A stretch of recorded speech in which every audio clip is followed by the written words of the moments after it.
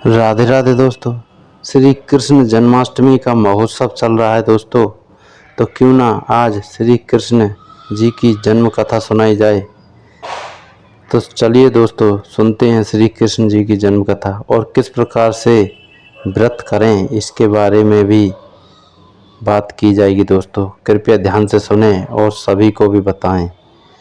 तो चलिए दोस्तों कथा को आगे बढ़ाते हैं। द्वापर युग में भाद्रपद कृष्ण अष्टमी तिथि को आधी रात को मथुरा के कारागार में वासुदेव की पत्नी देवकी के गर्भ से भगवान श्री कृष्ण ने जन्म लिया था। श्री कृष्ण ने बुधवार को रोहिणी नक्षत्र में जन्म लिया था। अष्टमी तिथि को रात्रिकाल अवतार लेने का प्रमुख कारण दोस्तों उनका चंद्रवंशी होना बताया जाता है। श्री कृष्ण चंद्रवंशी चंद्रदेव उनके पूर्वज और बुध चंद्रमा के पुत्र हैं। इसी कारण चंद्रवंश में पुत्रवत जन्म लेने के लिए कृष्ण ने बुधवार का दिन चुना। भगवान कृष्ण ने माता देवकी के 8वें संतान के रूप में जन्म लिया। कृष्ण जी का जन्म मथुरा में मामा कंस के कारागार में हुआ था। माता देवकी राजा कंस की बहन थी, इसलिए भाद्रपद कृष्ण अष्टमी तिथि को भगवान श्री कृष्ण का जन्मोत्सव बनाया जाता है। कंस को सत्ता का लालच था।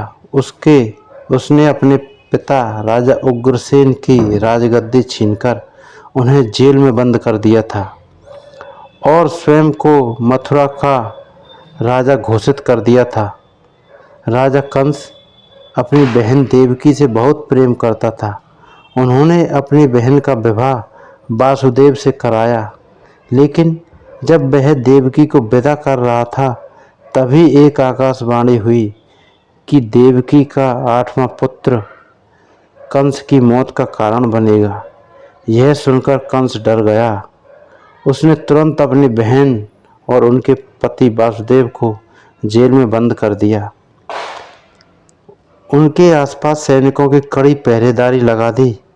कंस अपनी मौत के डर से देवकी और वासुदेव की 7 संतानों को मार चुका था।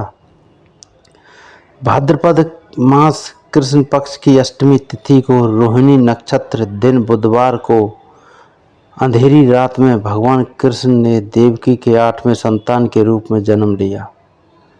श्री कृष्ण के जन्म लेते ही कोठरी प्रकाशमय हो गई।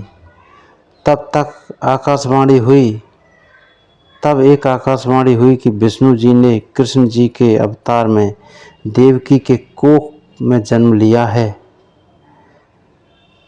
उन्हें गोकुल में बाबा नंद के पास छोड़ आएं और उनके घर एक कन्या जन्मी है, उसे मथुरा लाकर कंस को सौंप दें। भगवान विष्णु के आदेश से वासुदेव जी भगवान कृष्ण को सूप में अपने सिर पर रखकर नंद जी के घर की ओर चल दिए। भगवान विष्णु की माया से सभी पहरेदार सो गए। कारागार के दरवाजे खुल गए। आकाशवाणी सुनते ही वासुदेव के हाथों की हथकड़ी खुल गई। वासुदेव जी ने सूप में बाल गोपाल को रखकर सिर पर रख लिया और गोकुल की ओर चल पड़े। वासुदेव भगवान कृष्ण को लेकर नंद जी के यहाँ सकुशल पहुँच गए और वहाँ से उनकी नवजात कन्या को वापस लेकर आ गए।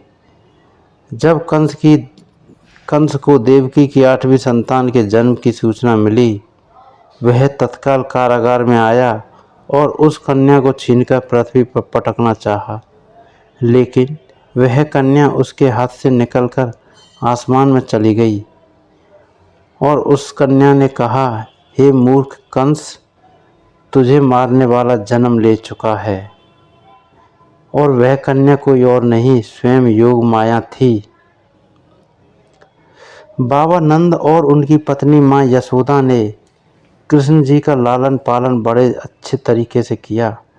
राजा कंस ने कृष्ण जी का पता लगाकर उन्हें मारने की खूब कोशिश की, लेकिन कंस की सारी कोशिशें विफल हुईं और वह कृष्ण जी को मार नहीं सका। अंत में श्री कृष्ण ने कंस का वध किया। राजा उग्रसेन को फिर मथुरा की राजगद्दी सौंप दी। इस तरह से जन्माष्टमी की व्रत कथा पूरी होती है दोस्तों। अब जो जन्माष्टमी का व्रत रखते हैं उसका क्या महत्व है दोस्तों, उसके बारे में सुनिए। भगवान श्री कृष्ण जन्माष्टमी के दिन व्रत रखने से संपूर्ण इच्छाओं की पूर्ति होती है।